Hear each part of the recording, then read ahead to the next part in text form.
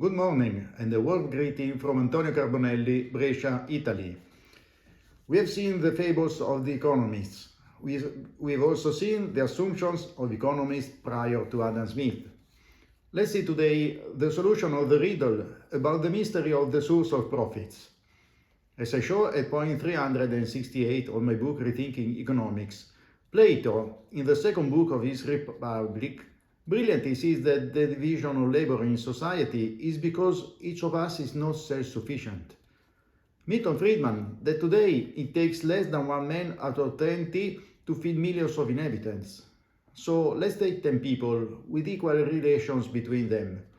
A farmer produces for 10, and the same a breeder, a weaver, a building builder, a teacher, a doctor, a lawyer, a policeman, a television producer, a coiner.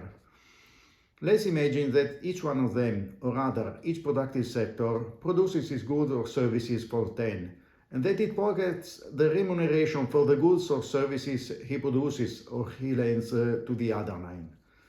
In this case, each one's inputs are the same as their outputs in a flow loop in which at the overall lever there are neither profits nor losses, and without any need for growth of the overall product. Now, if alongside the farmer we introduce a landowner, and the revenues from the field products, instead of going all only to the farmer, go 5 to the farmer and 5 to the owner, there is already a division of the fruits of labor.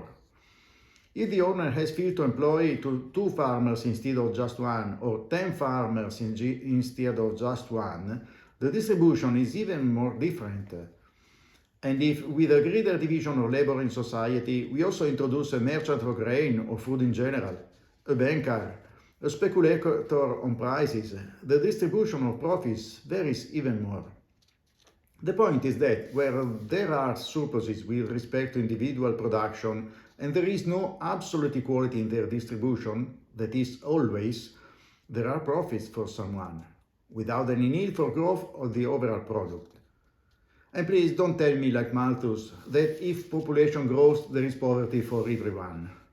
It's true that in this case average production must grow, but it depends on how such growth is distributed. That is, whether it benefits everyone or not. Even more, even if the population increases, it's often enough to distribute a part of the surplus wasted on luxury goods to give everyone enough food without the need to increase the overall product. Here is then the explanation of the mystery of the source of profits. Everything arises from the surpluses of food production compared to the individual needs of each producer that allows others to devote themselves to something else.